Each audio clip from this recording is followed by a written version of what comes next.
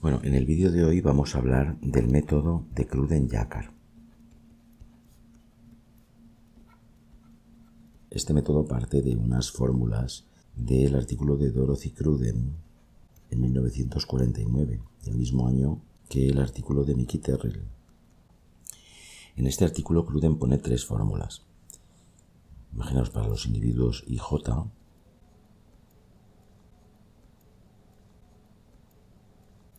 cuyos padres son 1, 2, 3 y 4, Cruden dice que el parentesco de I con J es igual a 1/2 del parentesco de I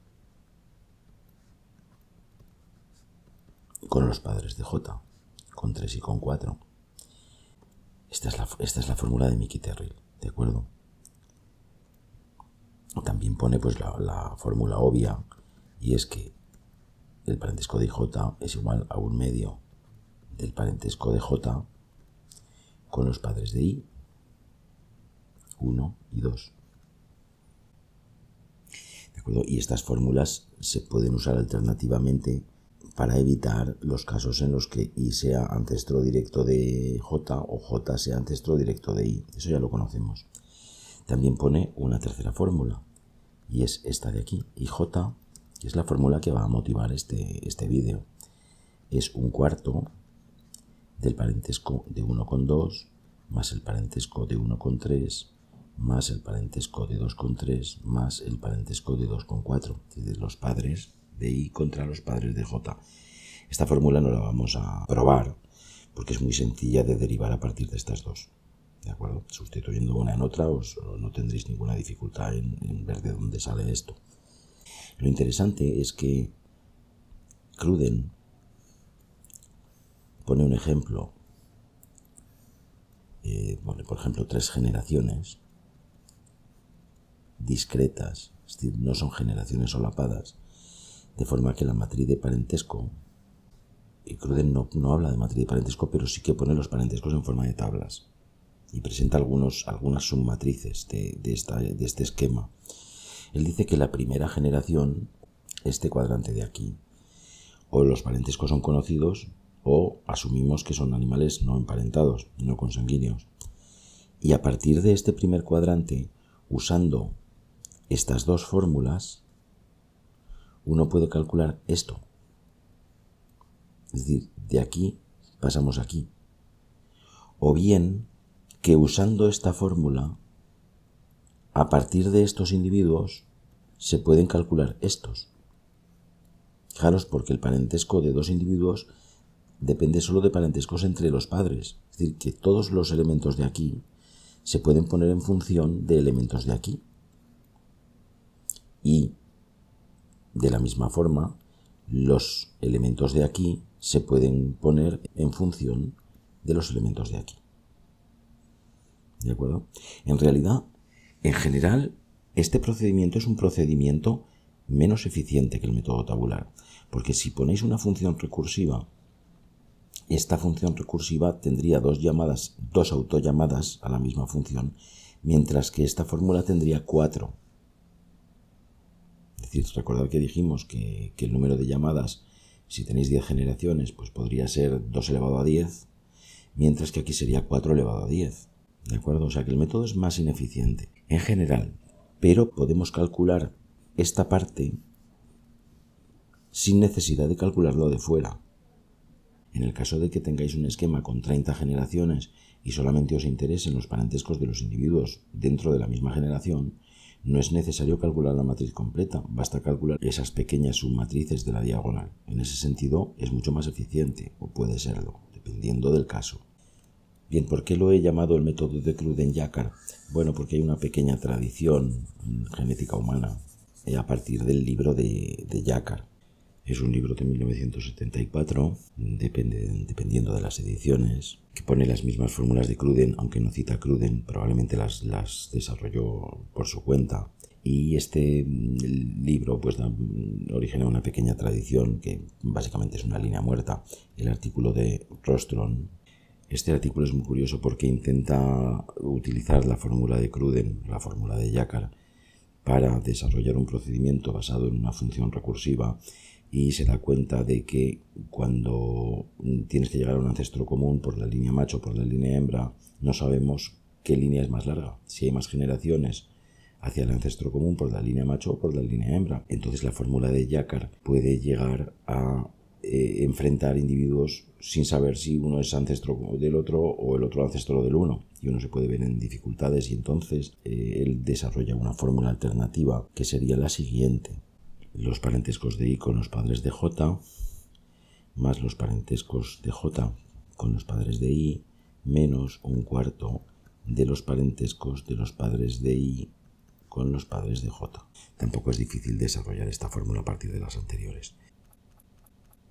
Esta fórmula le funciona bien, pero hay dos artículos más, uno de Carey de 1981, de la misma revista, o un artículo de Elizabeth Thompson en 1983, también en la misma revista, que desautorizan esta fórmula. Dicen que es correcta, pero que es mucho más ineficiente todavía porque tiene 8 autollamadas a la función. Es decir, es una función recursiva que se eterniza.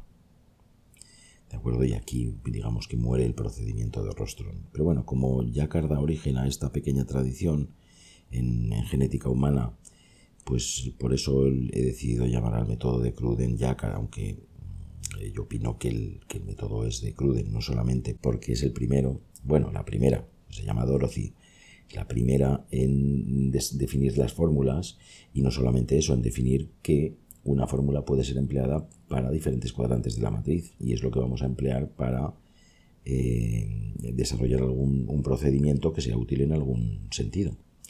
Bien, lo que vamos a hacer ahora va a ser un ejemplo en el que vamos a hacer un experimento para ver cómo evoluciona el parentesco medio en una población cerrada, con apareamiento aleatorio y tamaño constante. Vamos a poner, por ejemplo, una población de 500 individuos apareada durante cientos de generaciones para ver cómo evoluciona el parentesco medio.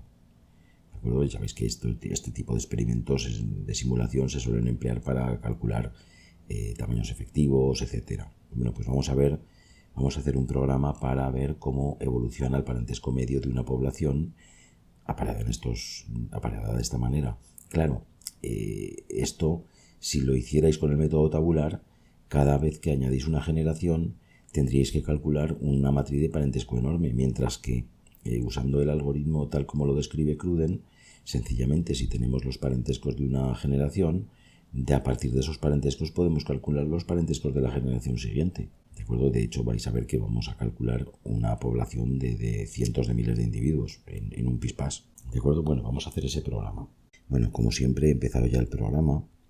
Es este de aquí, Cruden F90, donde he puesto las partes poco relevantes. O sea, lo abrimos. Fijaos, lo único que he hecho aquí ha sido pues describir dos vectores con los padres y las madres. Hemos dicho que iban a ser 500 individuos por generación. Vamos a poner una matriz de parentesco, un bloque para los hijos y otro bloque para los padres. X1 es la semilla para los números aleatorios, que nos va a servir para simular los apareamientos, y esta función, que es una función que extrae un número aleatorio entre 1 y m. ¿De acuerdo? Bien, y ahí ponemos la semilla y a partir de ahí podemos calcular los números aleatorios. Vamos a empezar borrando el bloque de los hijos y borrando el bloque de los padres. Vamos a empezar con la primera generación con los animales no emparentados, pero los elementos de la diagonal tienen que ser 1. Los autoparentescos tienen que ser 1. Desde 1 a n, y decimos que el parentesco de los padres, el parentesco de cada padre consigo mismo, es igual a 1. Bien, ya tenemos el valor inicial. Y a partir de aquí vamos a calcular generaciones. Por ejemplo, desde 1 hasta, vamos a hacer 1000 generaciones.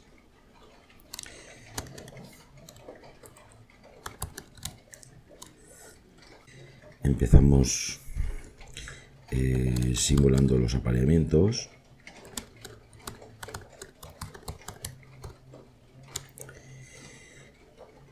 vamos a decir que para cada uno de los hijos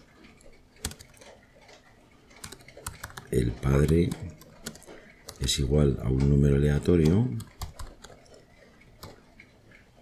la semilla y n. Y la madre del individuo I es igual a un número aleatorio, la semilla y n. Es decir, en este caso no se tiene en cuenta machos y hembras, y además se permite incluso la autofecundación, puesto que al sacar un número aleatorio para el padre y otro para la madre puede ser que coincidan. Bien, una vez que tenemos los apareamientos, vamos a calcular los parentescos de la generación de los hijos. Calcular AH. Vamos a calcular cada uno de los apareamientos, desde I igual 1 hasta n, desde J igual 1 hasta n,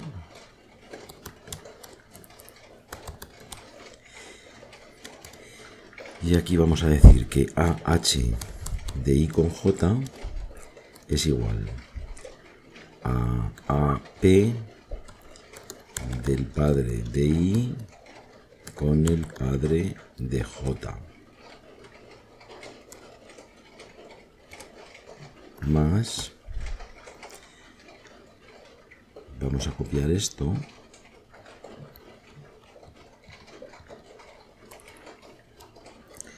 más la madre de I con la madre de J. Vamos a hacerlo en varias líneas. AH y J más, tenemos el padre de I, padre de J, madre de I, madre de J, padre de I, madre de J y madre de I, padre de J. Ya tenemos añadidas los 4 parentescos de los padres. Ahora dividimos por 4. AH y J es igual a AH y J dividido por 4. Y con esto tenemos los parentescos de todos los parentescos de los hijos, pero los de la diagonal están mal hechos. Es decir, los de la diagonal tienen que ser usando la misma fórmula de Miquiterri, la misma fórmula del método tabular. H y J, perdón, H y I es igual a 1 más 0,5 por el parentesco del padre de I, madre de I. Estos son los autoparentescos de los hijos. ¿De acuerdo? Bueno, pues ya lo tenemos, ya tenemos los parentescos de los hijos calculados. Ahora hemos dicho que vamos a calcular el promedio.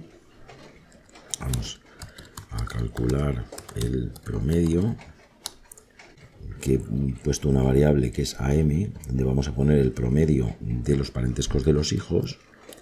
AM es igual a 0, do I igual 1 hasta n, do J igual 1 hasta n, y aquí hacemos que AM es igual a AM más A de los hijos y J,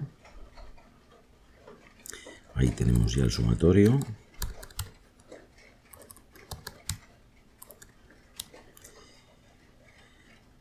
y ahora dividimos por el número de parentescos. AM es igual a M dividido entre n por n. Este es el parentesco medio. Bien, y una vez que tenemos ya el parentesco medio, vamos a escribirlo. Print, vamos a escribir la generación y el parentesco medio. Y después, antes de empezar la siguiente generación, cogemos la matriz, el bloque de los hijos, y lo ponemos como padres de la siguiente generación. Es decir, AP es igual a H. Y una vez que tenemos ya los los parentescos de los padres, volvemos a la siguiente generación para volver a calcular los parentescos de los hijos. Bueno, vamos a ver si esto está. G-Fortran, CRUDENF. A ver qué ocurre aquí. Me he dejado de poner un 0. Vamos a ver. De 0.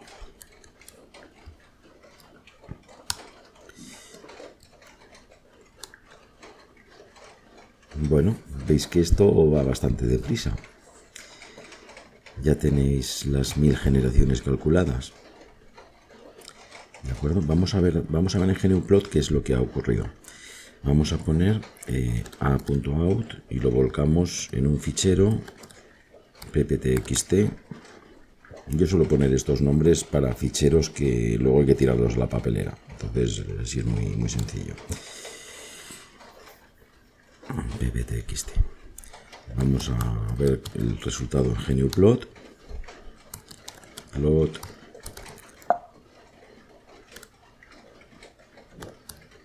pptxt. Bueno, pues ahí tenéis la evolución del parentesco promedio con una población de 500 individuos y 1000 generaciones. Vamos a dibujarlo. Vamos a hacer using 1, 2 with lines. Bueno, esta es la evolución, como digo, del parentesco medio.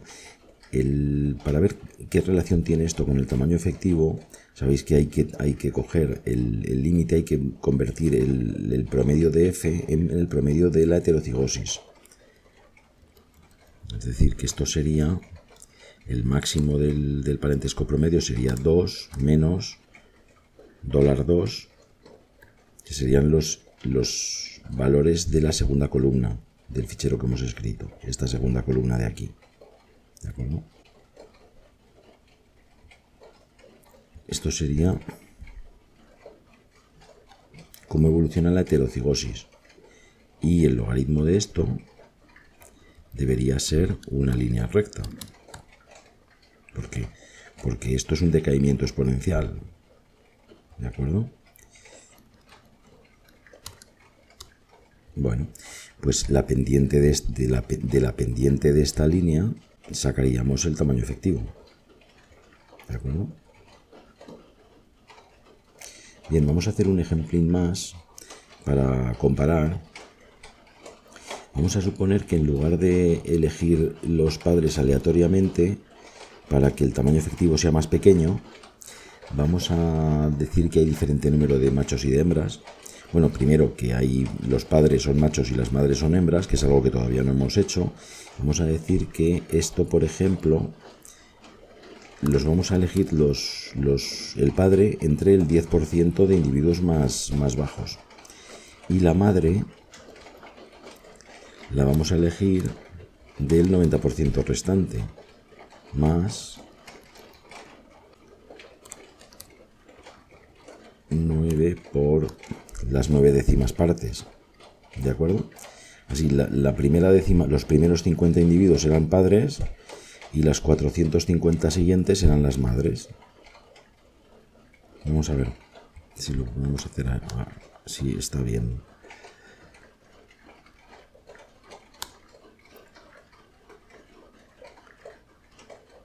Y ahora lo vamos a poner en Pepa TXT. Fijaros que está haciendo una matriz de parentescos de medio millón de individuos. Es decir, ahí es nada y lo está haciendo bastante rápido. GNUplot. Entonces vamos a poner pptxt de 1.2 y tenemos Pepa txt using 1.2 with lines. ¿De acuerdo? Fijaros, en Pepe tenemos apareamiento aleatorio y en Pepa tenemos un tamaño efectivo más pequeño y un incremento del parentesco medio más rápido. Vamos a verlo en forma de líneas. El logaritmo de 2 menos la segunda columna. Y aquí lo mismo. Vamos a hacer el logaritmo de 2 menos la segunda columna. Pues ahí lo tenéis. Las dos líneas rectas de la reducción de la heterocigosis, y de ahí podríais calcular los tamaños efectivos en uno y otro caso. Os voy a dejar el programa este en GitHub por si queréis hacer algún experimento más y podéis jugar un poco con él. Bueno, pues eso es todo por hoy. En el siguiente vídeo hablaremos del método de Kudo, que es un método que no tiene ninguna ventaja respecto a ninguno de los métodos anteriores. La única ventaja es que es muy divertido. Es un método gráfico. Es bastante entretenido. Bueno, pues un saludo y hasta la próxima.